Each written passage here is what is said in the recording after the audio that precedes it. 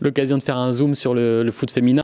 Cette saison, les deux équipes, Lille et Lens, sont donc en seconde ligue, le nouveau nom des deux féminines. Et ce week-end, elles se rencontrent à Lille pour le derby Lille-Lens. Toutes les deux sont plutôt bien lancées, elles ont 10 points toutes les deux. Donc ça s'annonce assez sympathique. Et surtout, on a quand même face à les meilleures attaques du championnat qui vont s'affronter, puisqu'elles ont joué 5 matchs pour Lens, 15 buts marqués. 5 matchs pour Lille, 17 buts marqués. On s'attend à un feu d'artifice. Feu d'artifice. En tout cas, ça serait bien qu'il y en ait une des deux, en tout cas, qui remonte en fin de saison, parce que c'est quand même pas très sérieux de ne pas avoir de club de la région dans cette D1 féminine, quoi. Il y a quand même la place. Il y a beaucoup de licenciés, il y a beaucoup de joueuses. On a le pôle espoir de Liévin qui forme plein de joueuses et qui deviennent très bonnes, mais qui après vont jouer dans d'autres clubs, parce qu'ici, nos clubs, ils sont zéro. Donc c'est quand même un peu dommage. Même si des deux côtés, que ce soit du côté de Yacine Guesmia, le nouveau coach du LOSC, et de Sarem Barek, l'entraîneuse de Lens, le discours, c'est pas monter à tout prix, c'est se rapprocher du niveau de la D1. Lille repart sur un nouveau projet. Charles, tu peux nous en parler peut-être ? En tout cas, Yacine, le projet à terme, ça serait de remonter en D1, mais je pense qu'il faut déjà reconstruire cette équipe qui était en total manque de confiance la saison dernière. On a changé d'entraîneur. Hachel Saïdi est parti pour Yacine Guesmia, qui était d'ailleurs avant à Marseille. Marseille qui est leader du championnat des deux actuellement. Et il y a beaucoup de joueuses qui sont parties, notamment la capitaine Julie Raban. Ouais. Donc, bien. Quelle mémoire. C'est la mémoire du foot féminin qui est avec nous. Non, mais c'est sûr qu'il faut reconstruire l'équipe. Et surtout, il y avait un gros problème avec le LOSC l'année dernière. C'était cette défense qui était complètement trouée et qui laissait passer beaucoup trop de buts. Et là, cette saison, on a l'impression... Alors certes, c'est plus en D1, c'est en D2, mais en tout cas... ça va mieux, non seulement elles sont hyper offensives, elles ont mis 6-0 et 6-1 à Nice et Orléans, mais en plus elles prennent moins de buts.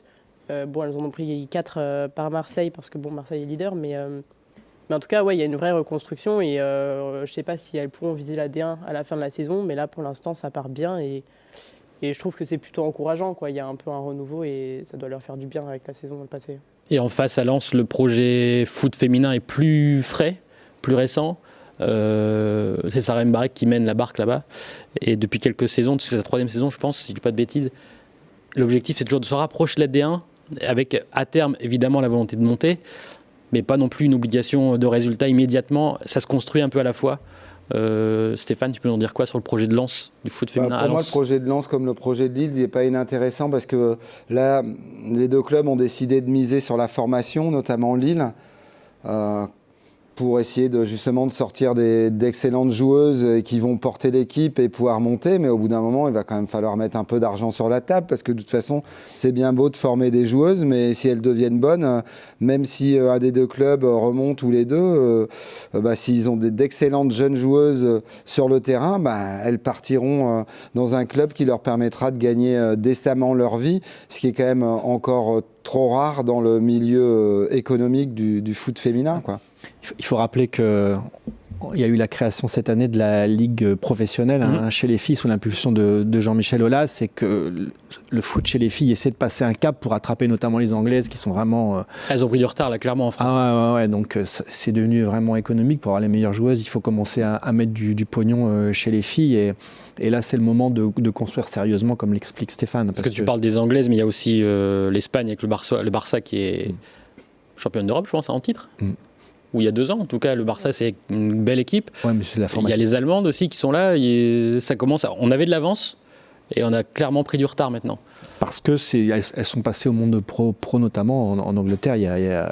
On a PSG et PFC, Paris Football Club, qui cette année ne sont pas qualifiés en Champions League. Il n'y a que Lyon cette année alors qu'elles cartonnaient avant. Maintenant, tu as des équipes comme City, Chelsea qui ont toutes mis beaucoup d'argent et on a du recul. Et du coup, il y a plus de monde dans les stades aussi, dans ces pays-là, en Espagne, en Italie, en Angleterre. On a nos meilleures joueuses qui, après, ça ne nous empêche pas d'avoir quand même une équipe nationale compétitive. Au contraire, c'est bien d'avoir ces meilleures joueuses dans les meilleurs clubs. Mais c'est vrai que le championnat, la D1 Arkema, comme on dit en France, il est un peu en souffrance par rapport aux autres championnats européens. Ouais, il est temps d'avoir un nouveau souffle. En tout cas, rendez-vous dimanche à 15h pour le derby entre Lille et Lens, le derby de seconde ligue.